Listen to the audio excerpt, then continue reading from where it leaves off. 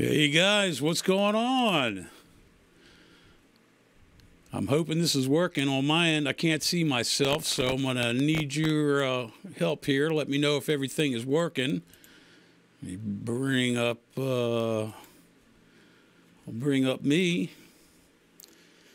If you guys could just let me know if anything's working.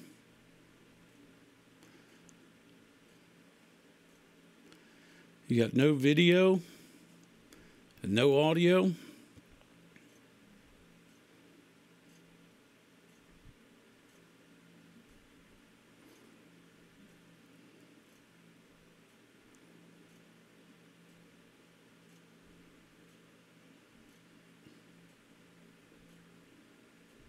But can you hear me, Chris?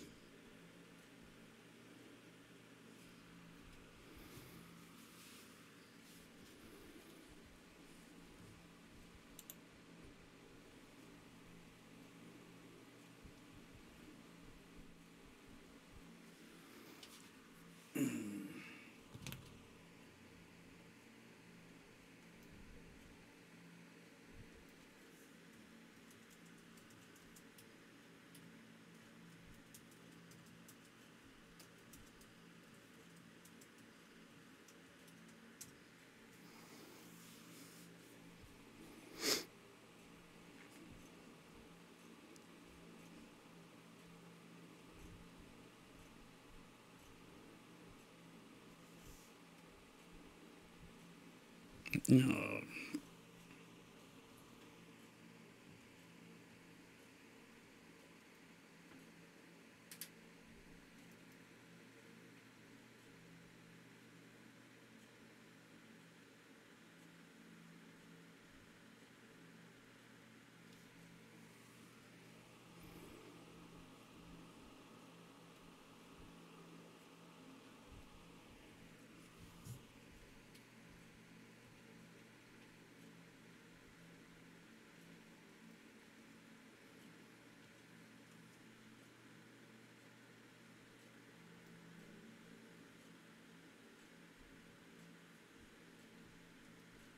Okay, apparently some people are having trouble seeing me, so I'm going to send the link over.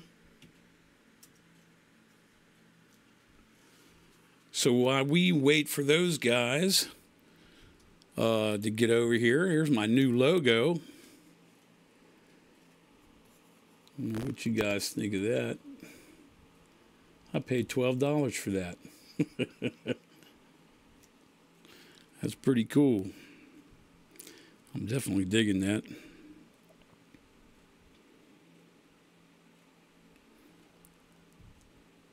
Let's see if we can get some people over here. We got 8 watching so far, at least what I'm seeing on my end. Hey, thanks, Bobby. All right, just give me a minute here and we'll get started.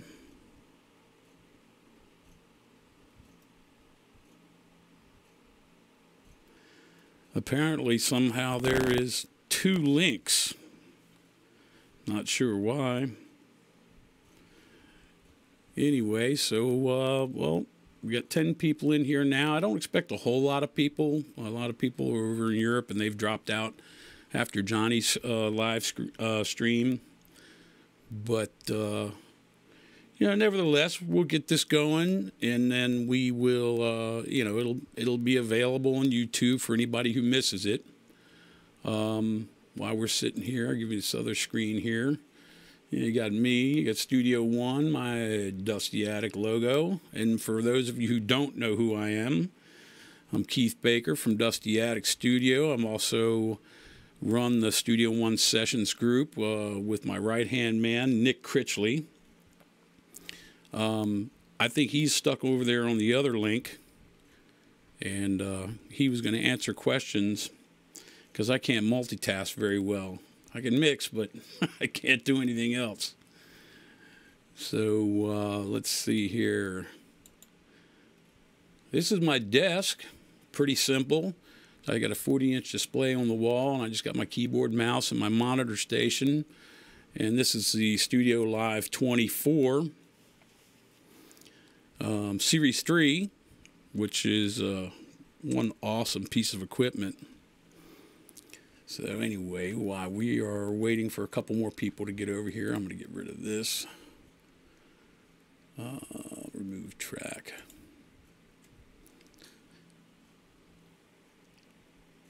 And we got 16 people watching. This is awesome.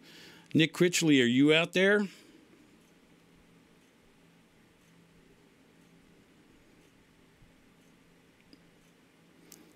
Yeah, Martin, this is the right link. If you can see me, man. If you can hear and see me, you are the right place. Got a shot of me, a little bit of my studio, my guitars, my drums.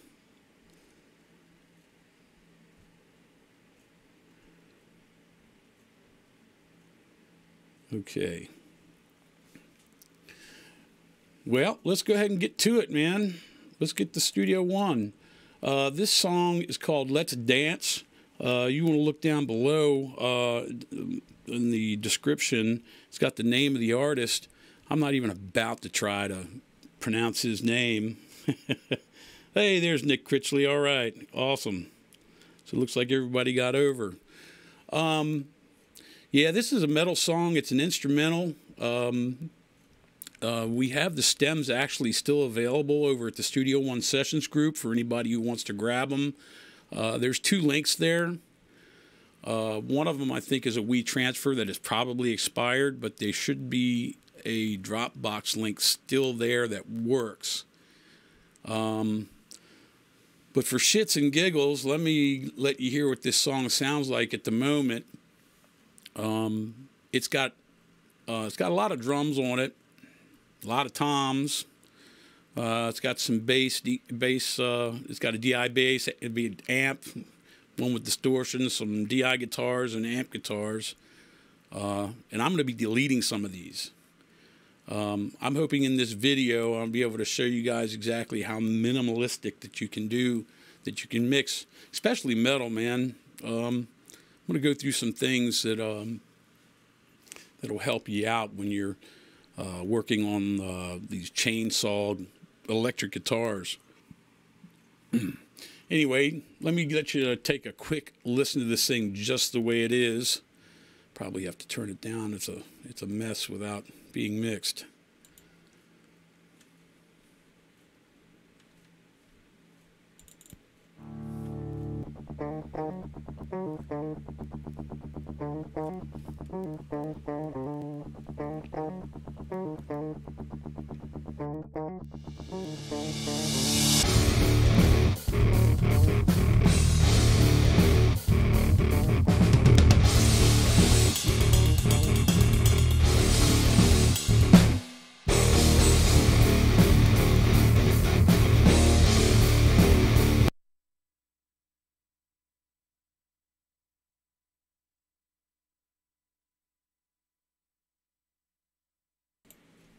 Man, that is enough of that. All right, well, anyway, what I'm going to do first is I'm going to start with my drums. Nick Critchley, like I said, is here. Again, I'm not great for multitasking, so he knows pretty much how I do things, and he'll be able to answer any questions in the chat. I'll peek over every once in a while, see if there's anything I can answer why I do this, but we'll see. I like to start straight off by, and well, before I go through with that, I'm going to go ahead and, I've already kind of done some gain staging. I already got the stems in, obviously. I did this to kind of speed up the process because I have the tendency to run marathon videos, and I'm going to try and do this one within an hour, maybe hour and a half, if you guys can hang that long, because I am going to be doing some a snare replacement as well. But anyway, let's go ahead and get started here. Let me go ahead and mute all my tracks. This is just my workflow, guys. You can do it any way you want, but I like to start this way. except for the kick drum. So let's take a listen to that kick drum. I'm just gonna actually grab a spot over here. Zoom in.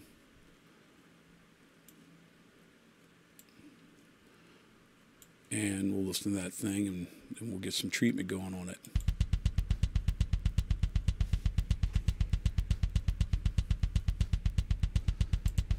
So first thing I'm going to do, and this will get louder, you guys know, you understand. I always start with a preset. Not that I'll end up using these presets.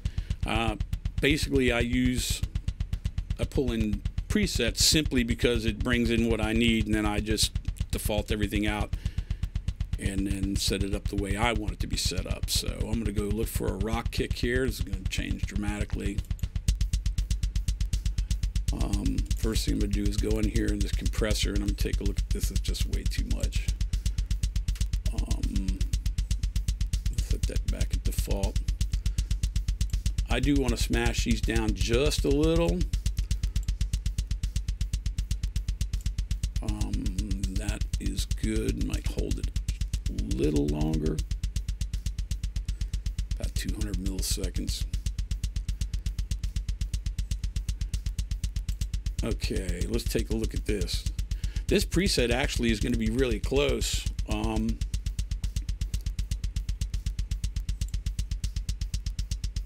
might bring up the 5K just a hair. Get some more of that smack. This thing has a really bad bass track in it. Any of you who've already mixed this thing and knows exactly what I'm talking about. But I'm probably going to bring a little more low end into this. Now I'm just going to get these kind of closely set, because once I start mixing, I know I'm going to come back in here and I'm going to be changing things. So let's see, I'm going to leave that there. Stop that right there. Now I'm going to go on over, and this is why I mute everything first, because now I can go in, and when I hit solo to solo my snare, like what I'm going to do right now, then it'll automatically mute my kick. So then I don't have to sit here and mess around back and forth. Again, just my way. These snares, I hate them. This is probably going to take the longest out of this tutorial video. So first thing I'm going to do is the snare down. I'm just going to get rid of that. I'm going to remove that. Let me zoom in up here a little bit so I can see my transients some more. And let me zoom out, right click, fit timeline to contents. That gives me the whole thing. I've already got my start and end marker set. I don't use the loop for my start and end like a lot of people do. But again, it's just my way. So what I'm going to do, let me hide my talkback mic. We don't need that. There we go. I'm going to add an instrument track here. And we'll call it just drum, let's call it snare 2. And I'm going to change this over to an instrument track. Excuse me. Let's go ahead and go there. And of course, I didn't see where it went. Not down here. And I'll figure that one out in a second. What I'm going to do is I'm going to go into my instruments, and I am going to be using some third-party stuff on here. You can use Presence. They got some different snare drums in there that you can use, because quite frankly, the one on this was terrible. Let me go to my instruments here. I'm trying to figure out where my snare is down here.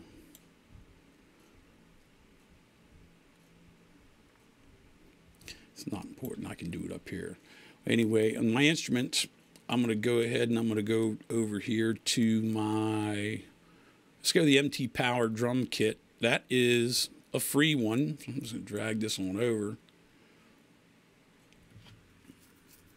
Wait for that to open up.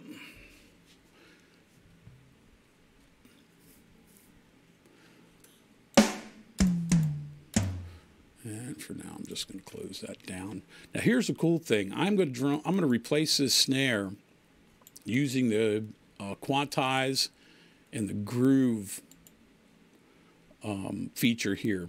So what I'm going to do is grab this snare file, and I'm just going to drag it on in up to here into this grid, and it's detecting all the transients. Now, what I'm going to do next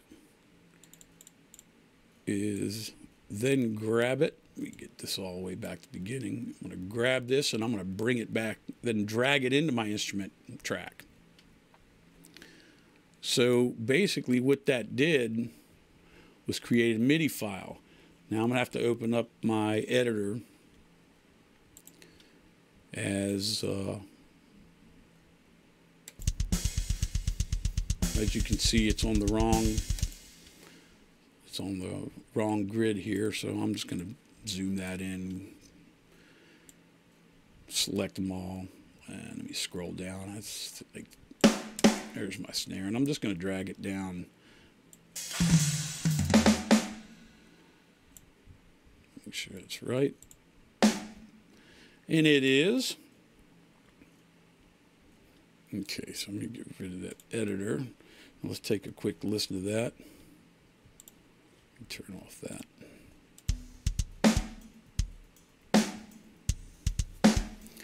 So just that quickly, I was able to replace that snare. But I am going to have to go in here. And this is kind of a hard color to see. Let's see if a blue one shows. Yeah, blue one shows it more. I'm going to have to go through each one of these hits and make sure that it did grab the right transients. Let me look. Just going to zip through here real quick and make sure I have a snare hit and make sure that I have a MIDI note there. And there's a couple of places here where I know that he did some softer drum stuff, so I'm just going to zoom through and make sure that they're all there. It does a really good job of detecting transients. Another thing, if you look up here at the top, it actually detects the velocities of the original as well. Sometimes that's good, sometimes it's bad, but for now I'm just gonna zip through this to try and speed things up.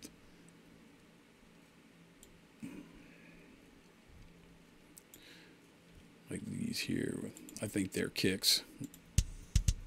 Yeah. Keep looking. It's all kicks. Looks like it did a pretty good job of grabbing everything. Yep, it grabbed those small ones.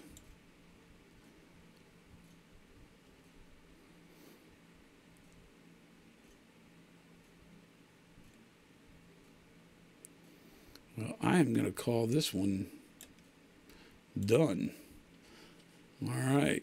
So now, if there was some missing, I would just simply add them. Something else I'm going to do is go back into this editor and just double check some of these transients. I mean, this is a metal song, and it's got to have slamming drums. So, you know, I may just go ahead and you can see some of these velocities down here are really quiet. So I'm just going to bring them all down and then bring them up, and it's not working. So let me just grab the ones I need. And all this can be adjusted, you know, later.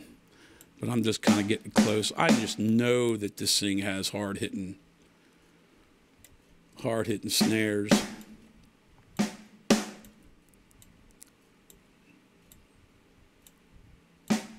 So did you guys have a good time over at the HST live stream with Johnny Guy? Man, he sure does have a... He sure does know a lot of stuff, man. One of these days I'll catch up to him.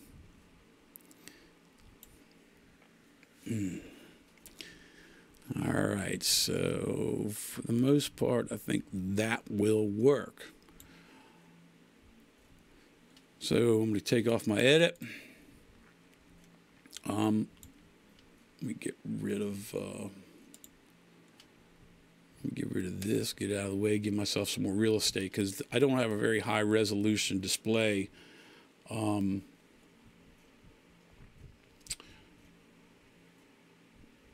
know what? I think I see some snares there that may have been missed. Nope, they're kicks.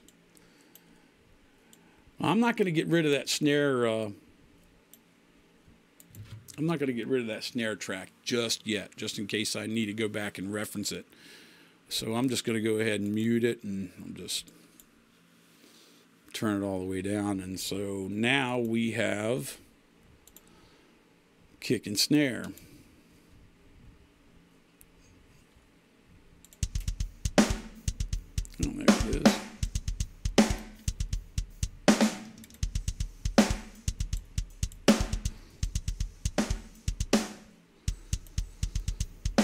All right, so usually with these sampled sounds, I typically don't put a whole lot of treatment on them.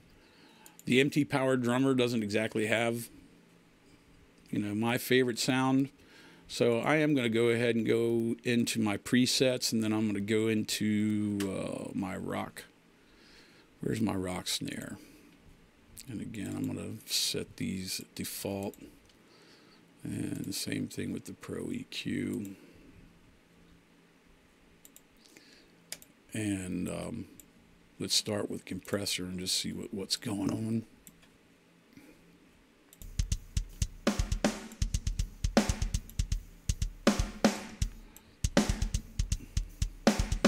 Probably don't even need to hit it that hard.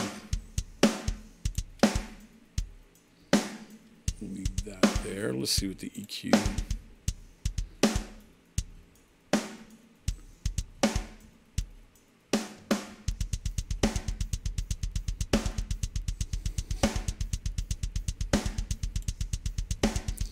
I'm just going to do high pass here.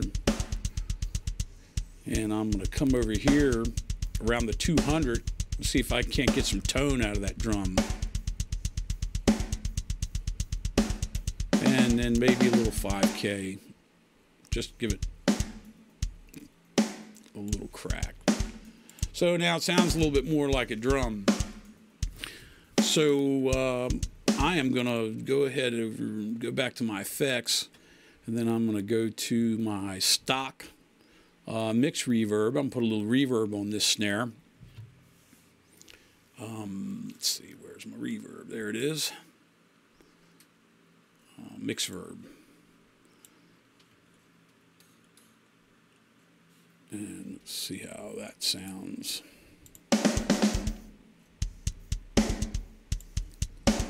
Probably.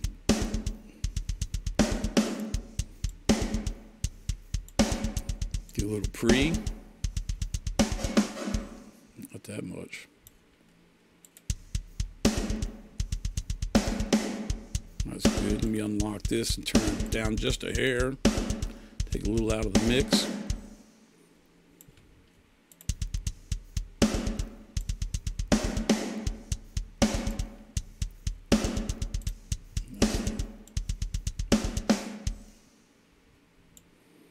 God, I got a horrible spot there.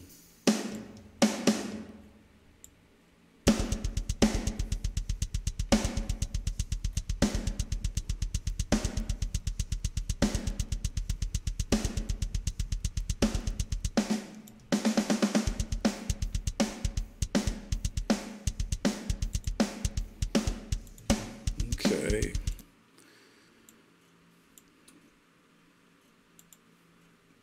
Let me take this snare, I don't need it, and put it over there. I'm going to go ahead and change this to color to green. And let's see what the hi-hat's doing in here.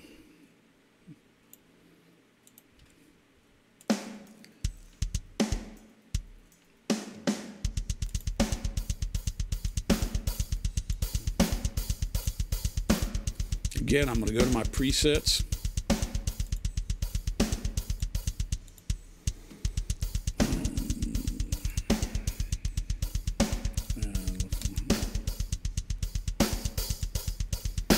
I don't need an expander.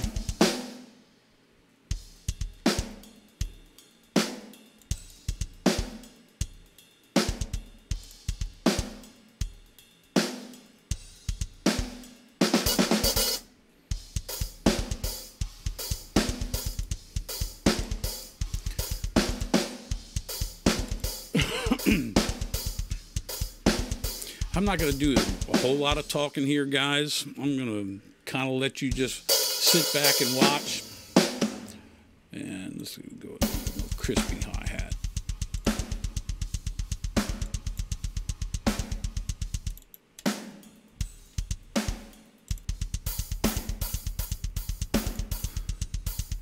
Yeah, here's the fun part.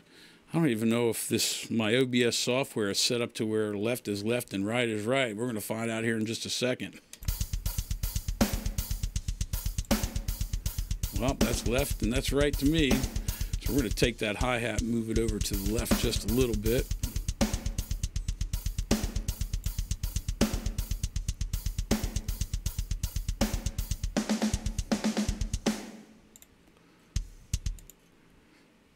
And these toms. There's so many of them. I mean, there's 5 of them. And if I remember right, from when I mixed this last time, they didn't need a lot. So let's take a look here. Go ahead and unsolo. Let's see.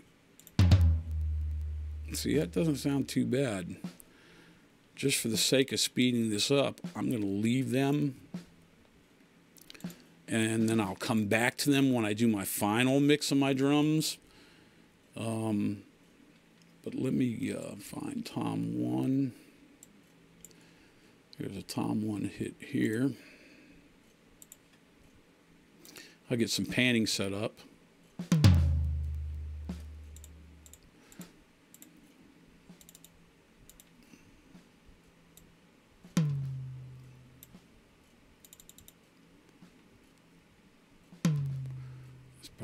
Further than I want. About 40 here.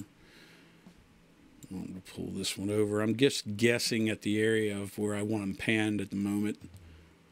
Let's see, maybe 20 here, and then leave that one in the middle, and then start my floor toms can go a little wider.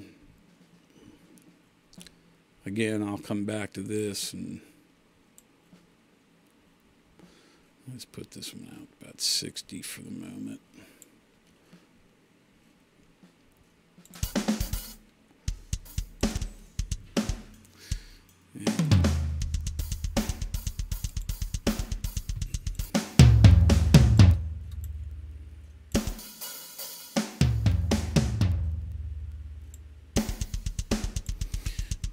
Okay, let's leave that for now. Part of the reason why I wanted to do this is to show you how minimalistic that I mix.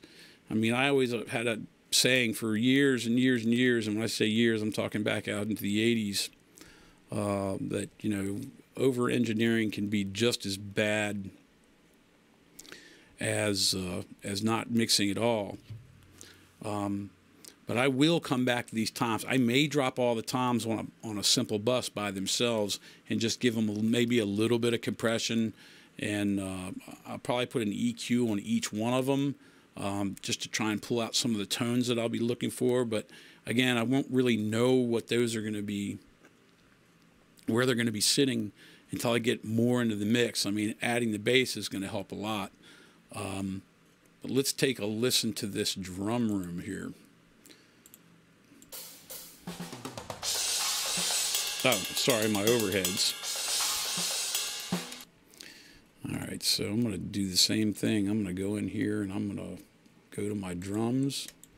I'm going to go to an overhead setting. I'm just going to take a peek and listen. set my loop there.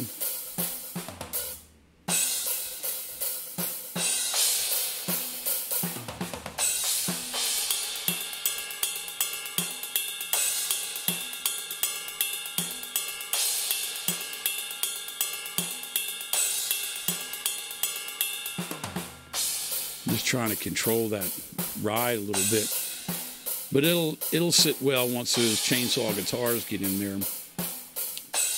This definitely is not going to work. I'm going to roll everything off at 100.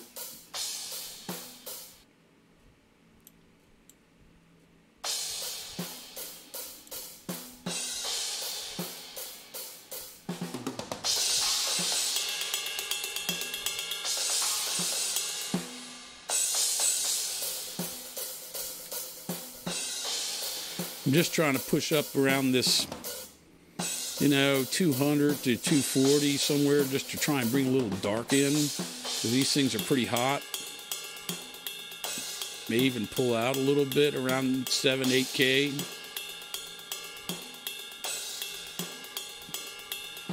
All right, let's bring it in. Let's see what it sounds like.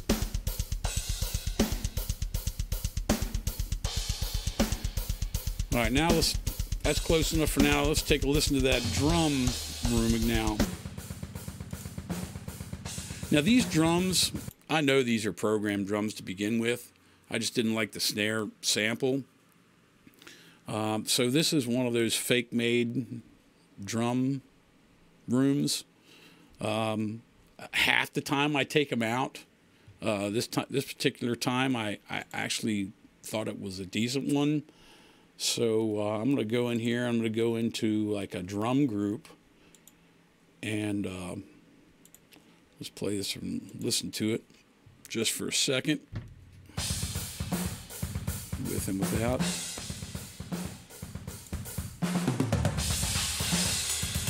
Let's bring him in the rest of the kit.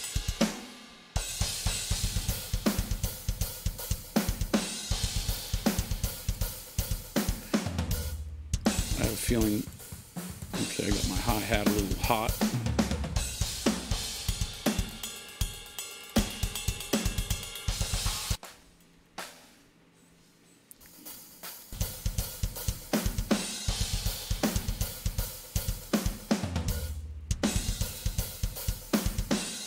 Trying to find the culprit. It's in the overheads.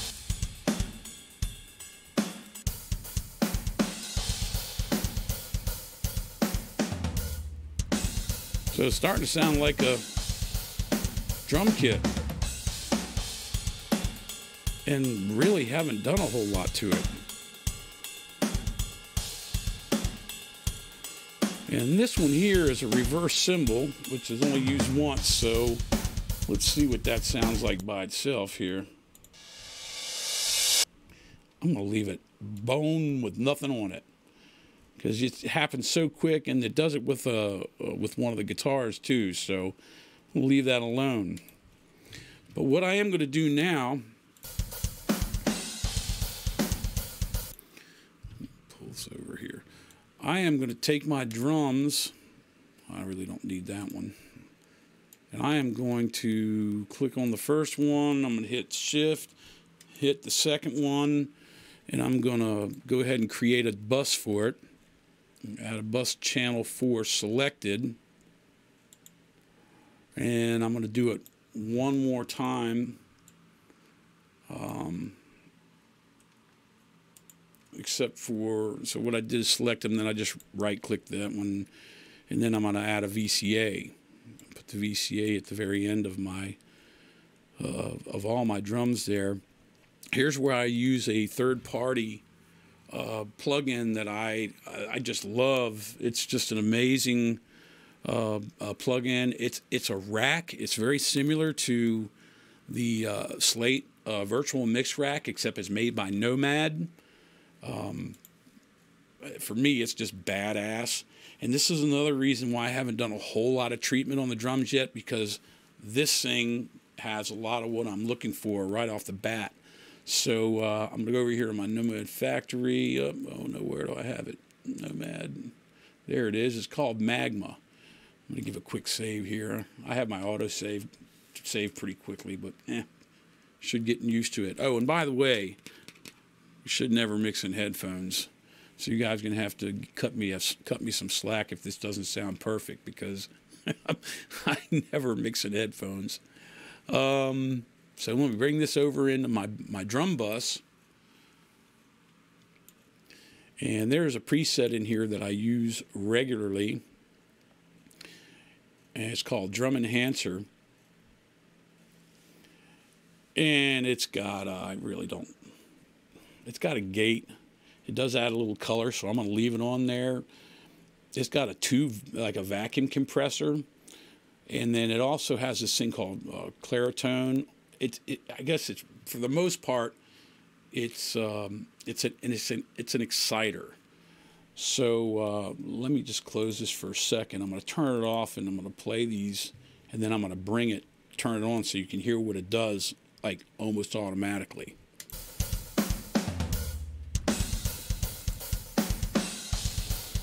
All right, now I'm going to turn them on.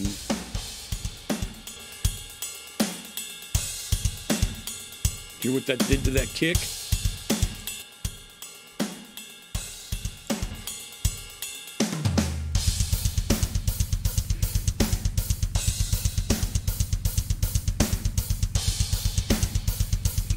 And let me get to some fills. I might have to turn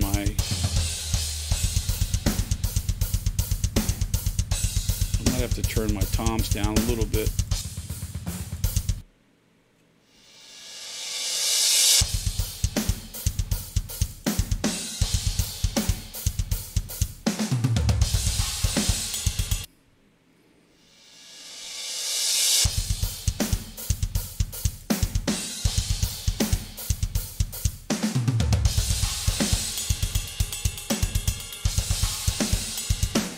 A little more reverb.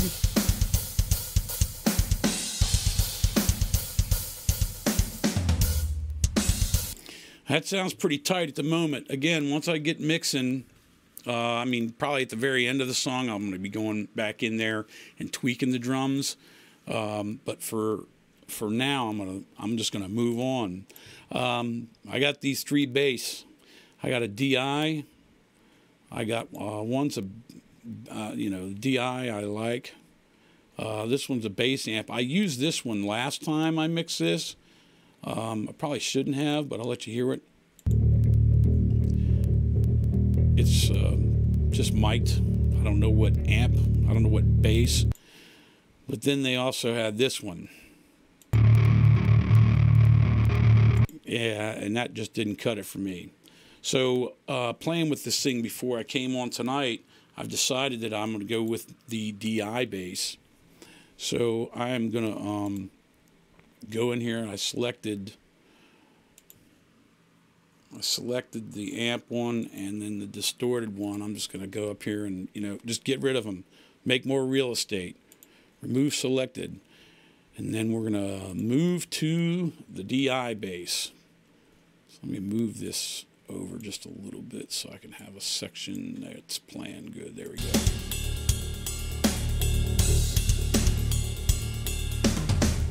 And I'm going to have to turn those drums down just a hair. And see, there's a cool thing about the VCA fader. For those of you that don't know anything about it, let me scroll over so you can see. It turns down all of the drums, everything that's routed to that VCA. It turns them all down relevant to each other, too. If you look, you'll see them, some of them speed up and slow down. What I'm going for is after my drums are mixed, I'm still trying to not peak out any more than right around -12 dB. I like to do my mix fairly low, only because of my mastering treatment. I like to hit what I use typically for mastering. I like to hit it softly. Gives me a little more headroom too. So what we're going to do with this bass is I'm going to go to the good old stock amplifier. I tried this earlier, and I just under distortion. I'm going to go to amplifier, and believe it or not, just bringing that in, that one, I mean, it's a guitar. It's got the 4x12 British cabinets, and it's actually not too shabby just the way it sits. So let's take a listen. It's got a little grit. It's a little thin. I'm going to go in here to my stomps. And I don't think I need any reverb in there.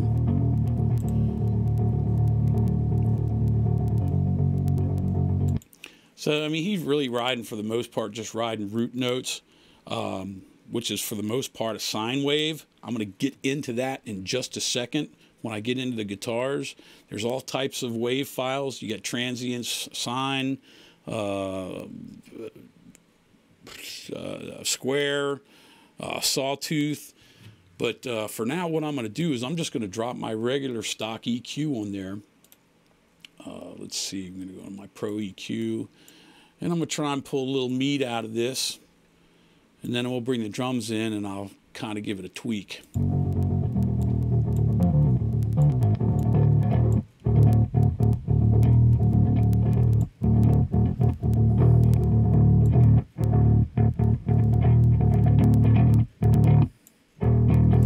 Let's add these drums.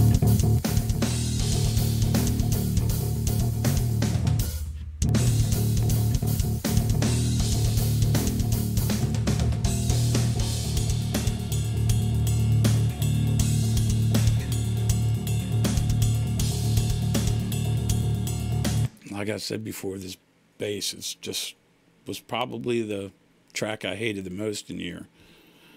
All right, so let me listen to that one more time.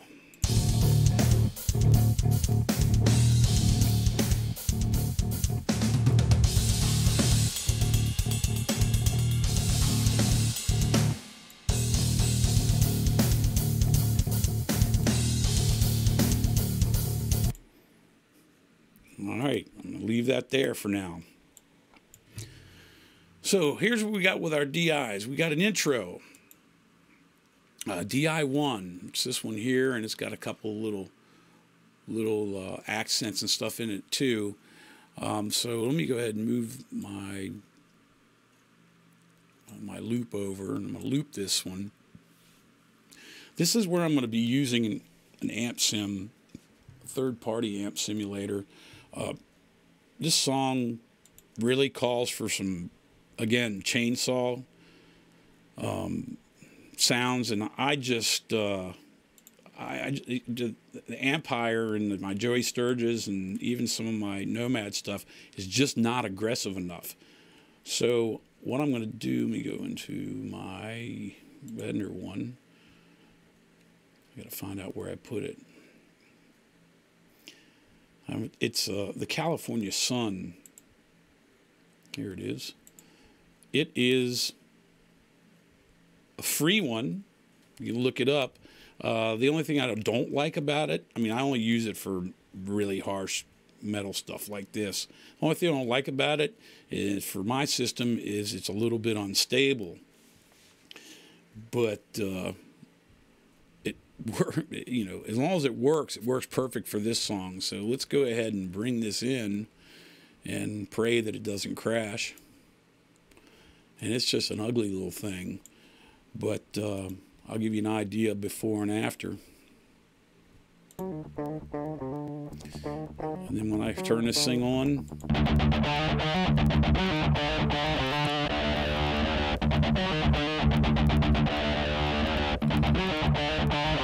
and that's pretty cool. I'm gonna something else I'm gonna do with this one, since it really is the intro. I'm gonna click on this. This makes it mono and stereo, and I'm just gonna set it to stereo because I want to spread this thing out. I'm gonna leave that one just sit the way it is. But for now, I'm gonna go into putting in my EQ folders.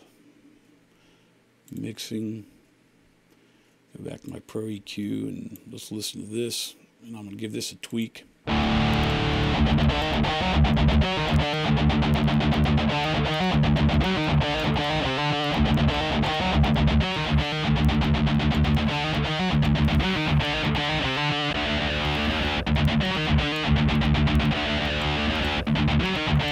I don't know how many of you are guitar players out there, but I went ahead and rolled 50 or 60 off. I would normally roll off as much as 100, but since this one's by itself up front, I'm gonna leave a little bit of the low end in it. Most guitar players, I think you're gonna find, is gonna pull out like a little bit of 500 out of their guitars. And these crunchy, nasty metal guitars, they just love 2K. Now, I just bumped it up a little bit because I don't want to get too carried away.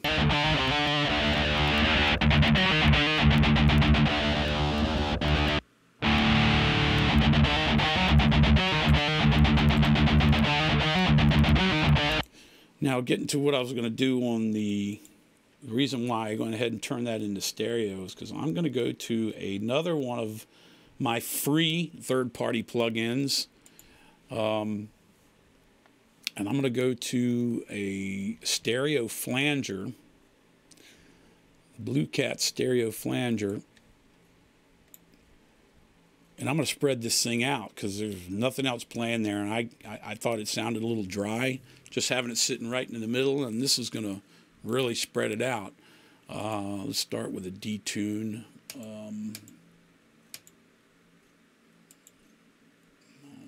Maybe not. Yeah, let's just go to a detune for the moment. All right, this is going to be with and without. And I add it.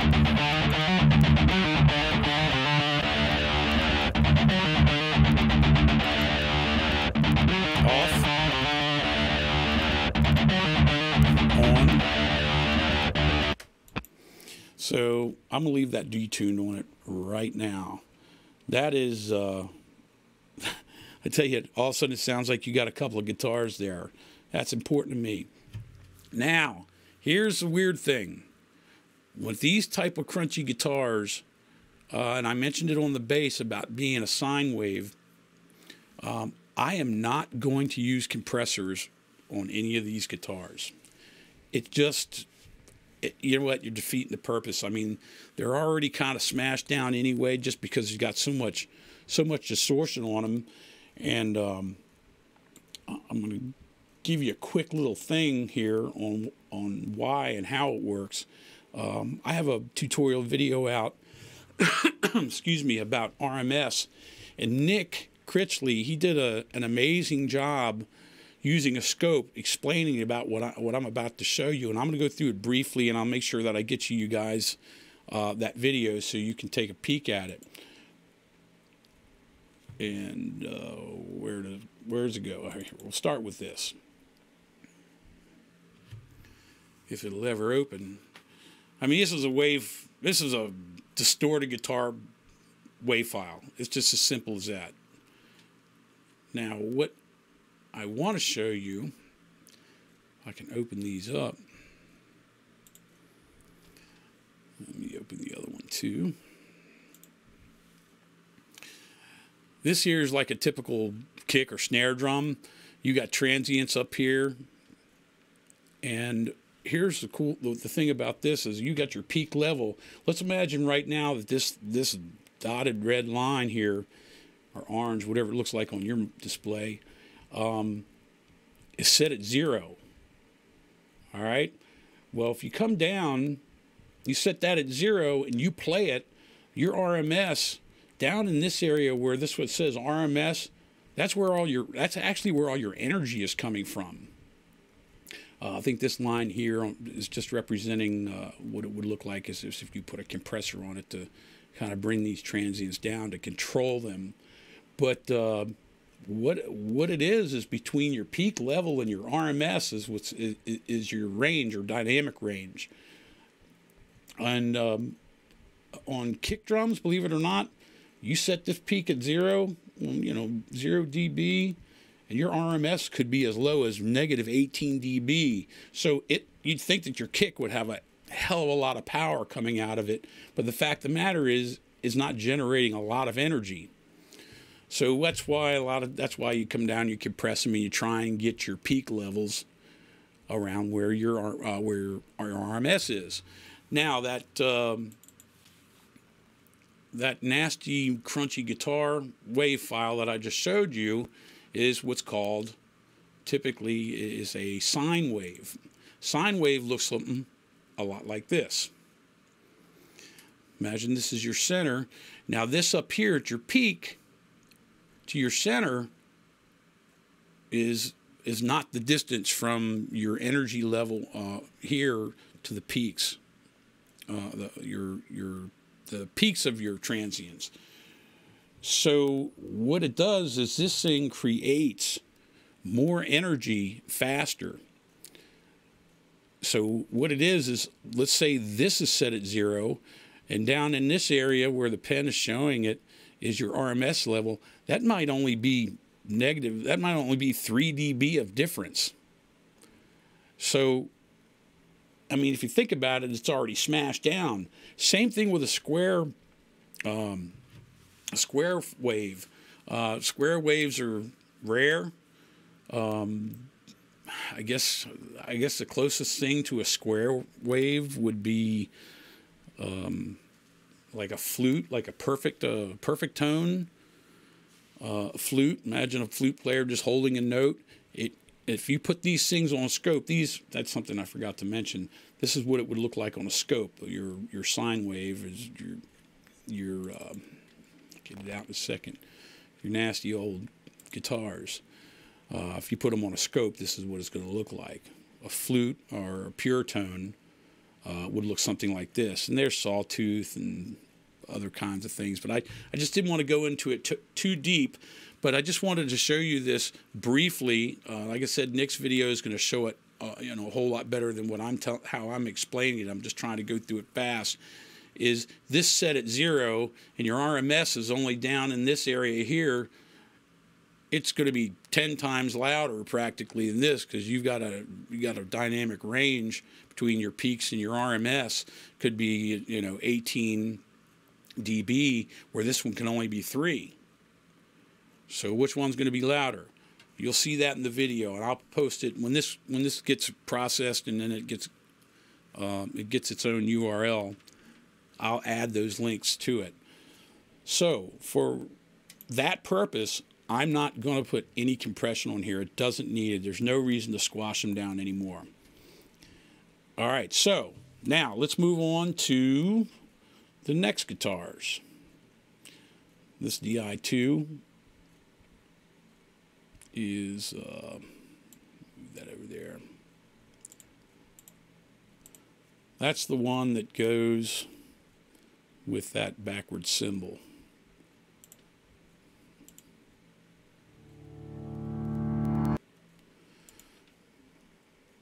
I'm going to do a lot of this right here. I'm going to drag this over. I'm going to drag this over, but I'm not going to put anything. I'm not going to put anything on the send. I'm not going to put any effects on it. So let's see what these sound like.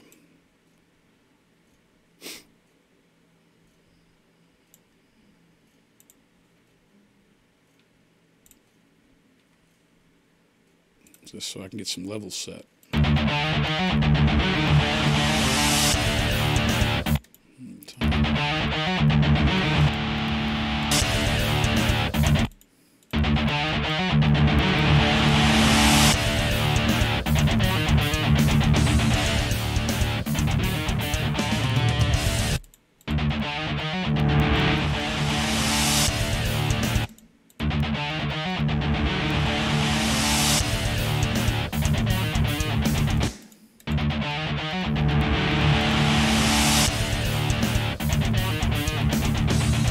Close enough for now. All right, so now we got those taken care of. Now I got a DI3 and a DI4. I also got an amp 3 and an amp 4. So this DI is the match to this amp. I'll play that by itself.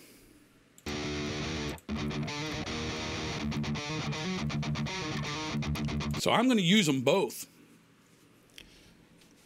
So what I'm going to do is go over here to and open up these.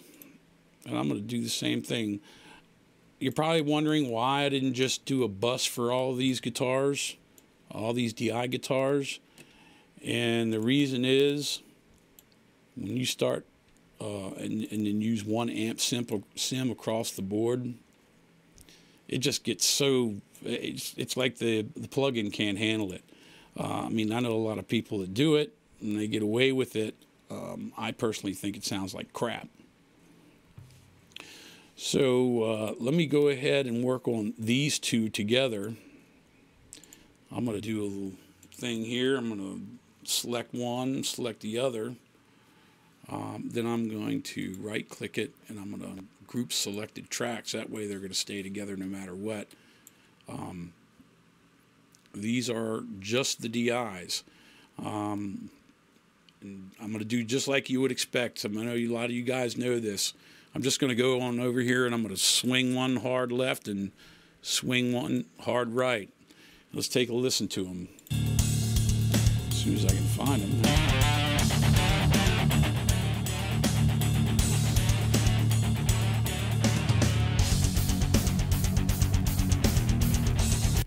That's not too shabby. I might, let's see, those got the same, those are the same, so I'm going to leave those EQs the same. Now, what I'm going to do with these other ones, same thing, 3 and DI3. I'm going to pan them hard left and right, but I'm going to EQ them a little different.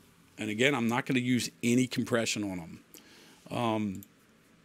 Let's just do one, you know, let me put this back in the middle and I'm just going to work on this one.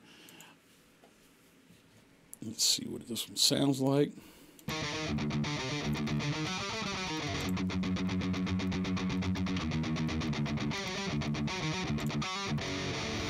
This one sounds a little thin.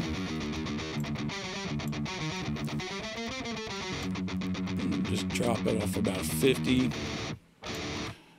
And I'm going to push up like around 100 to give this thing some girth.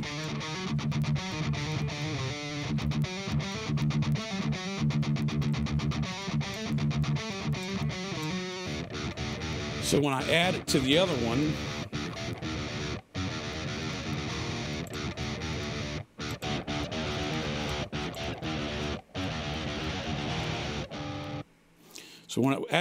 one, the two together really gives a, one gives me the brights that I want, and then the other one gives me the lows that I want. Probably could have got away with just using these amp ones, but I just thought it gave a better sound. So let's group these two. I'm only doing this because I know these are the same level. Normally I would set each level and then group them together, but I know they're close. So let's see what they all sound like, all 4 of them together. All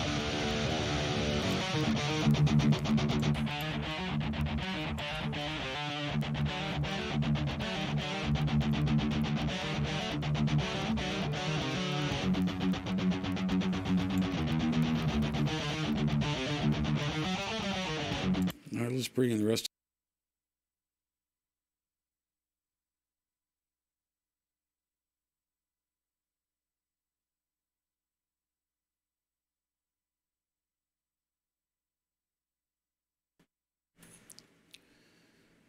That is a bug right there on V4. That should not have cut out. Weird. All right, let's take a quick listen to this. Turn this up here a little bit.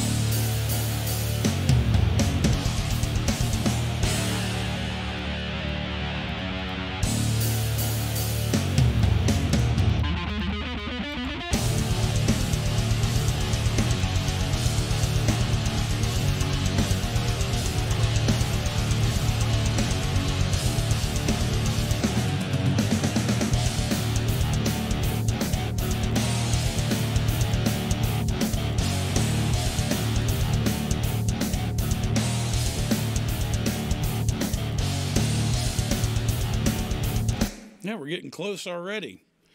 I mean, EQ, no compression at all on the guitars, nothing on the bass. They're just dirty and they're kind of they're holding their own there. So what I want to try and do is I know I got the guitars about where I want them to be. That bass is driving me crazy, but I'm going to keep messing around with it until I get a little closer. But I'm going to start this thing from the beginning and get those elements taken care of. Like that single guitar may be a little louder than the rest of it. And last thing you want is for it to drop off. So let's take a quick peek.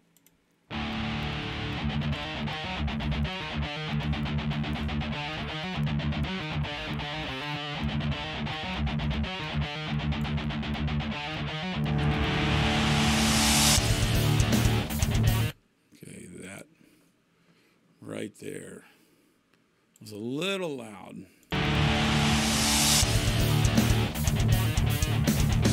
I do kind of want it to be dramatic, though. Let's try that again.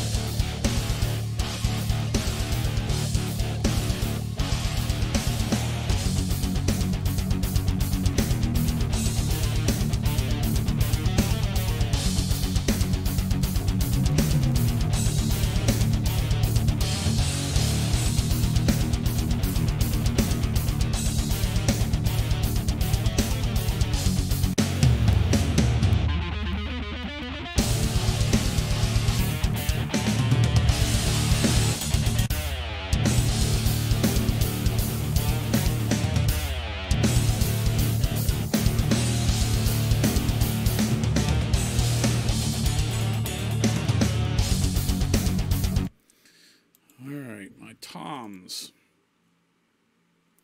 could use a little bit. I think the floor toms are probably okay, but these other ones need to come up a little bit. Let's see. You zoom in and loop that a little bit so I can listen just a little. Much as I hate to do this to you.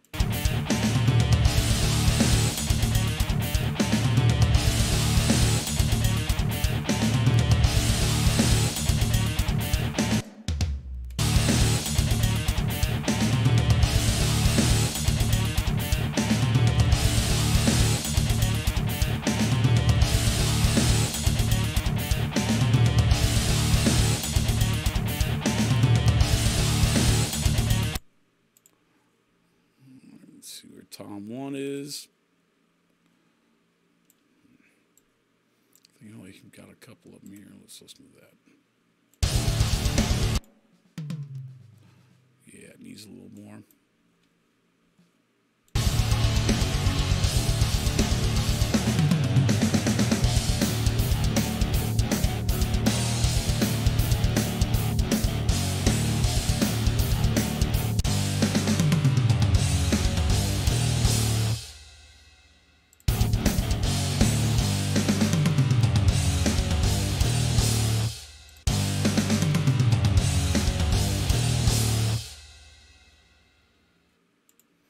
We're getting there, guys.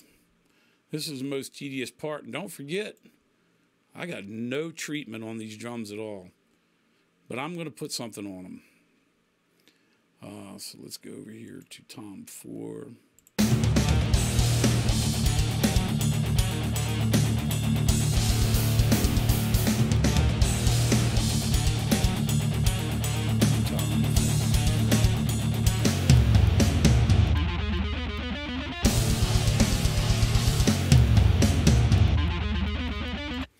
All right, you can hear Tom 5 is ringing out. So what I'm going to do here,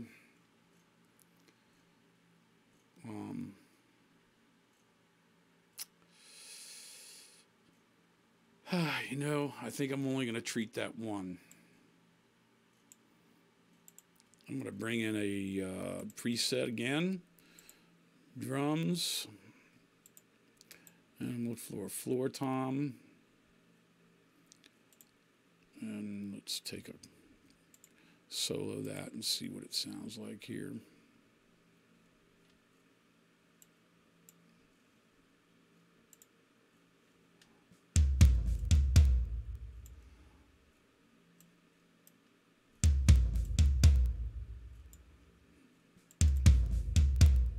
I'm going to use this expander here for a second.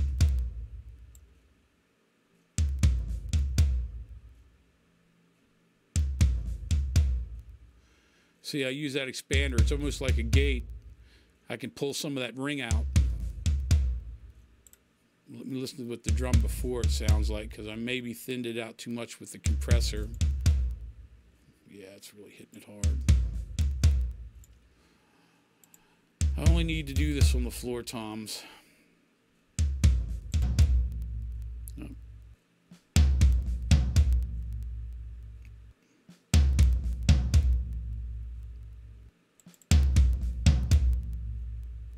Leave that right there. I'm just going to throw the expander on this one and get rid of that ring too. There we go. And the smaller toms are probably just fine.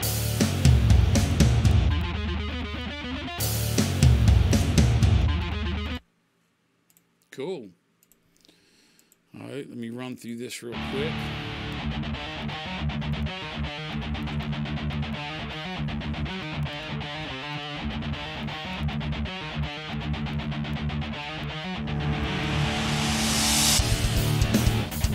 Yeah, that backwards cymbal. It's a little hot. Still. How long have we been on, by the way?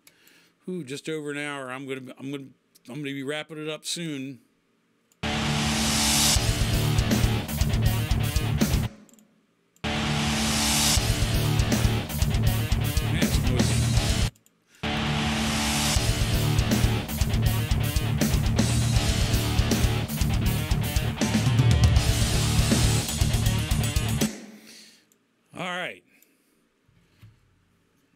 That is very close, but I know you guys are been hanging with Johnny Gibe for an hour. Now you've been with me an hour. Some of you are over in the UK or even further, and it's like 2, 3 o'clock in the morning, and I appreciate you hanging.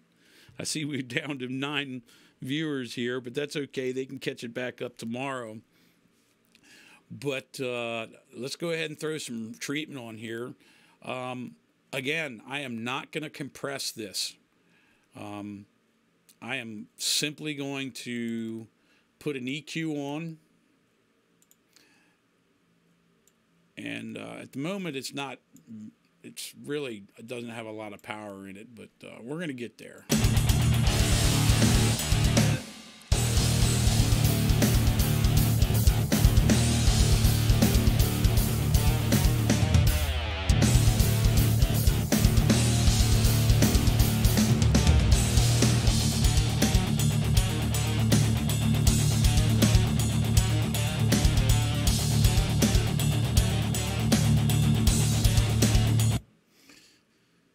Okay, next, again, third party.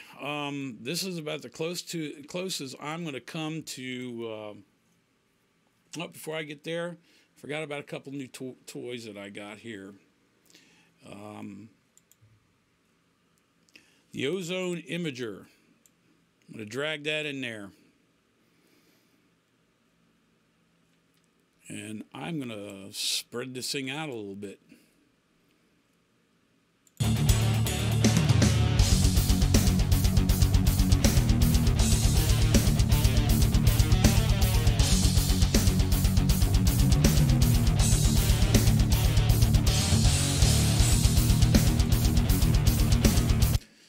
And then one more, actually a couple more, but really this is all going to be pretty fast at this point. I like this Scream and Tube Saturator. I think Nick Critchley, you might be able to show the link. I think you're the one that turned me on to this one. I think I got it for $1. But I'm going to turn this drive down for a minute. I know I'm going to bump up a little bit of the bass, and I'm going to leave the mids alone. I don't want to add any mids to this song. I'm going to bump up a little bit on the treble, and then I'm going to slowly start bringing in some of the gain.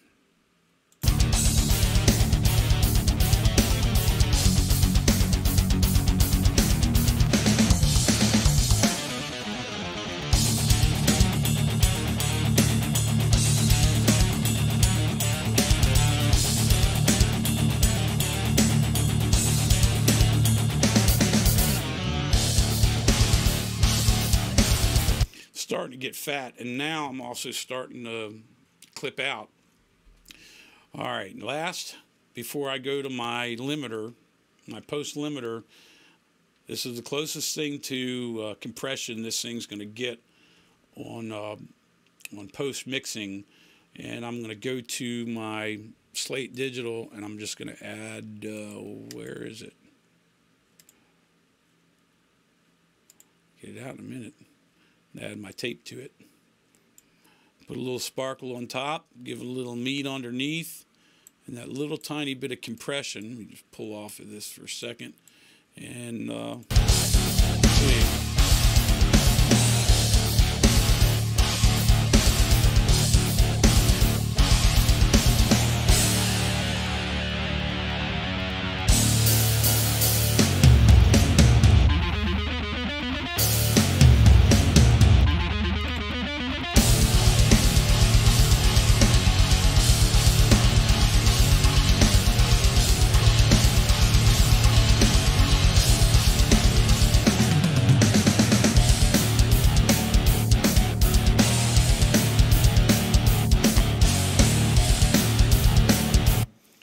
let me go over to my post limiter.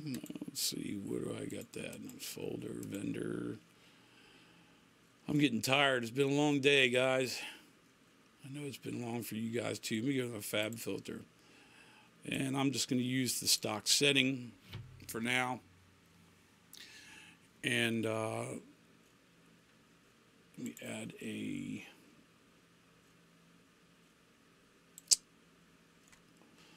I'm just going to add a level meter at the end of this so I can see where I'm sitting at. By the way, level meter, it's the only plug-in that you can stretch out. Didn't know if you knew that or not. Stretch it out. Let me pin it. Let me get my fab filter limiter back up here. And let's take a look to see where everything's sitting.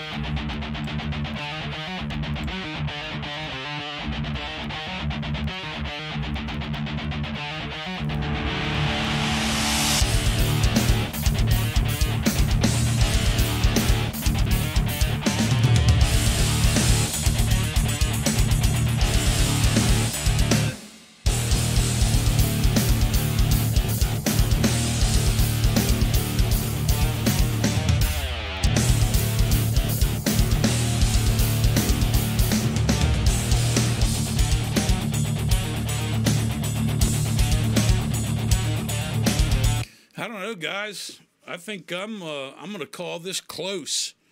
I didn't want to take this too much further past 9:30, and it looks like I managed to hit it. Some of the things that we talked about, like the sine and square waves and and transients wave files. I'll get that video posted below so you guys can take a peek at that. Like I said, Nick Critchley really did a good job explaining that. Some of these freebie plugins that I have on here, if you're using Pro, I feel really bad for you guys that are using Artist. There are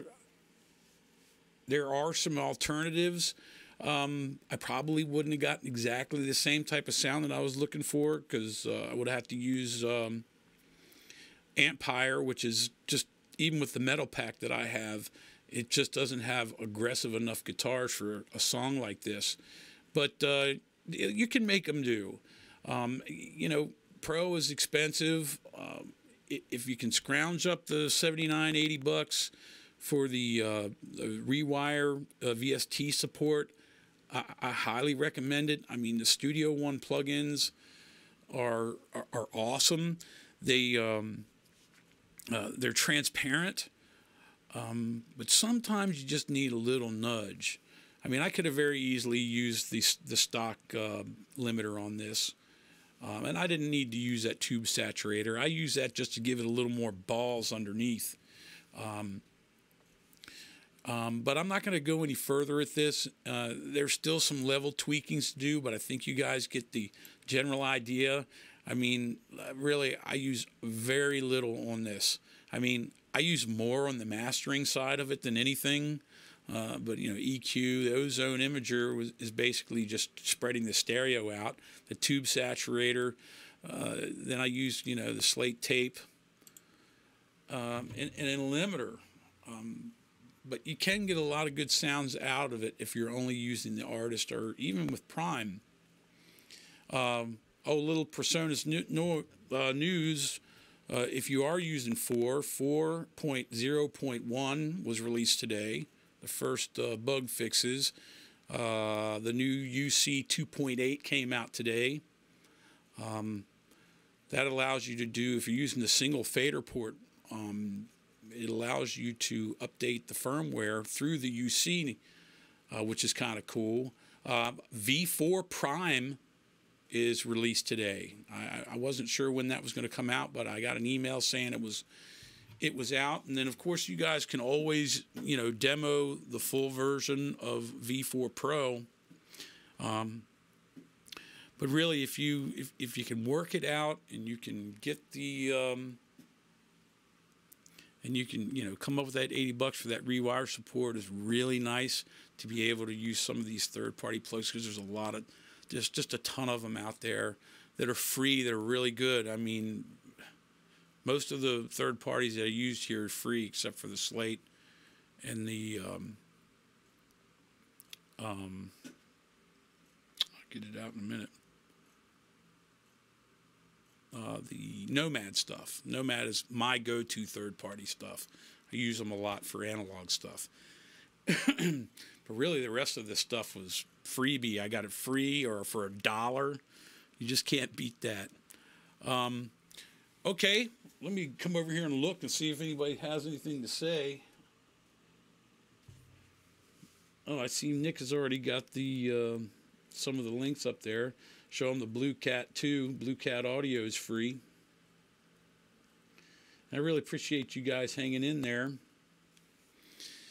And I think I'm going to run through this thing one more time, make a few more tweaks. You guys can hang if you want. If not, I don't blame you. And we'll do these more often. It was a little fumbling through it for me, because I don't do this as often as Johnny does. But let's go ahead and listen to this. Ooh, look at my CPU.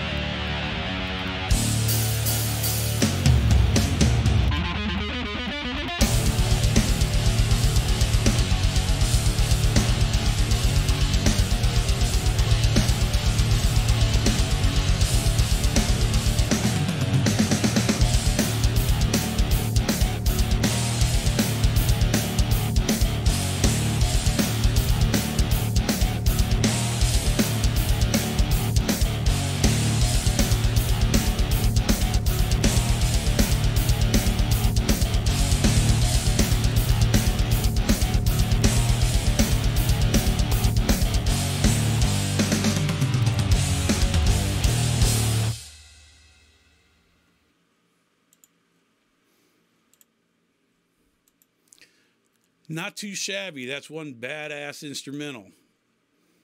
Anyway, guys, let's call it a night. I want to thank everybody for being here. Thank you, Nick Critchley, for, well, bailing me out. Sorry about the URL issue.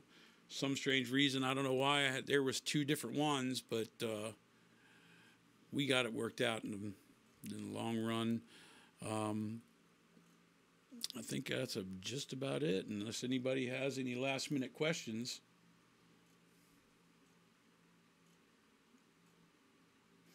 Let's see. Awesome. Thanks, Randy.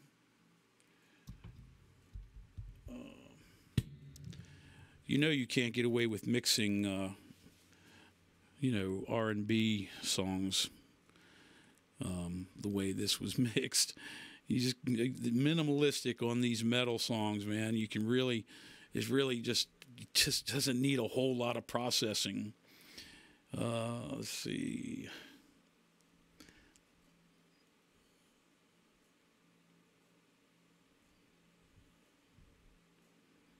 Hey, Chris, BB.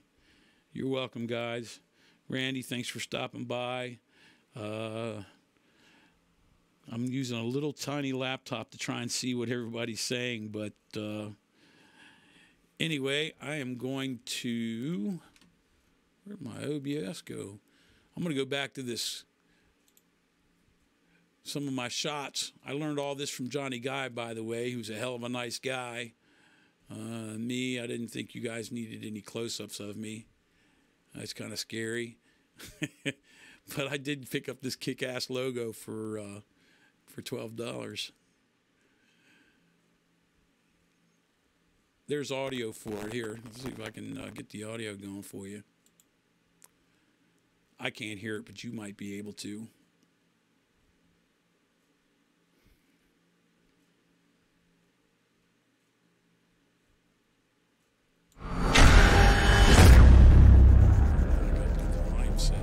I'm still new to this streaming software too.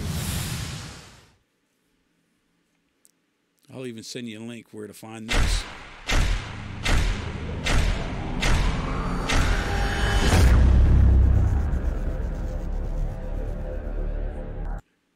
Anyway, guys, so Keith Baker, Dusty Attic Studio. I'm in Rockville, Maryland.